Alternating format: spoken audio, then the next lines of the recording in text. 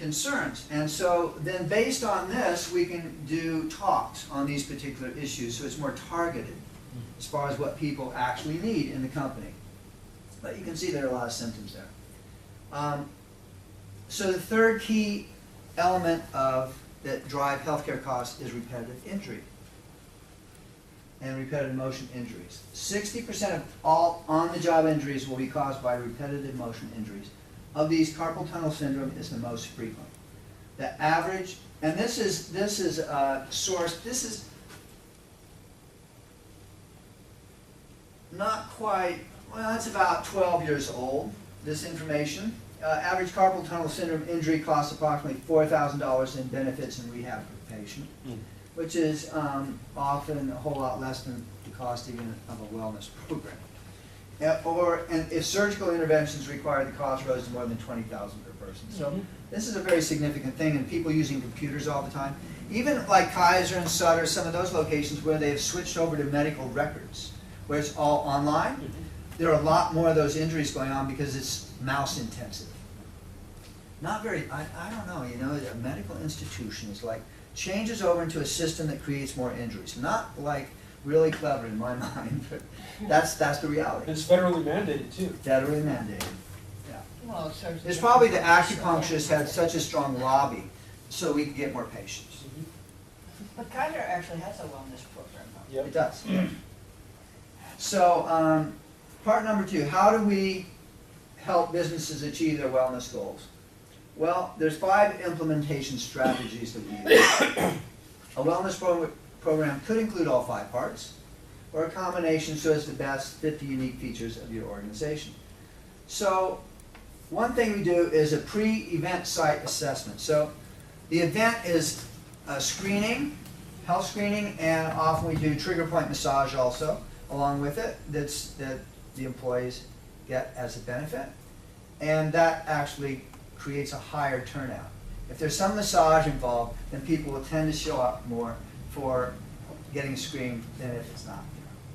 So I come in, I take a look at the site to see what kind of injuries and things are most common in the site, and then assess up front what kind of things we might need to do so we can customize the program. And then we do injury prevention and stress management workshops. And these are typically in a lunch and learn format. And usually we recommend that the size of the group is no more than 35 employees per workshop. So we do multiple ones. And some of the workshops we also have in Spanish. My Spanish is not that good. My Japanese is my second language. But the talks are, usually I would just do it in English and have the slides up there in Spanish too. That's how I've done it in the past. But some of them are in Spanish.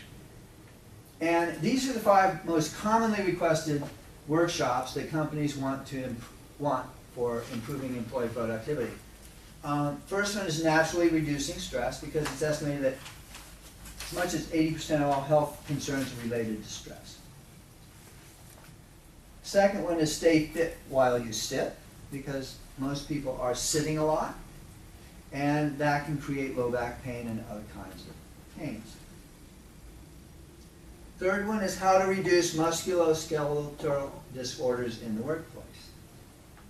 I didn't say that very well. Anyway, musculoskeletal disorders. Another one is energy enhancement. Your key to increase productivity on the job and off. One of the things that when I was at the NCHRA as a member, there's this whole concept of presenteeism. Everyone's heard of that? Oh, yeah. There's absenteeism. Be here now. But yeah, presenteeism is when you're there just like you're a blob, you aren't working, you aren't getting anything done. And energy enhancement is a very important aspect of trying to deal with that. Also, low blood sugar, healthy foods, very important. If people come in, they haven't had protein for breakfast, for example, protein really helps to stabilize the blood throughout the day. And so even helping people have a protein morning intake would be helpful as well for just maintaining energy throughout the day. And then the last one is the 5 secrets to permanent weight loss, where we also go into the details of toxicity. Now, so I've handed out a copy of the flyer. I am doing a lecture on this on November the 9th at the Temescal Branch Library in Oakland.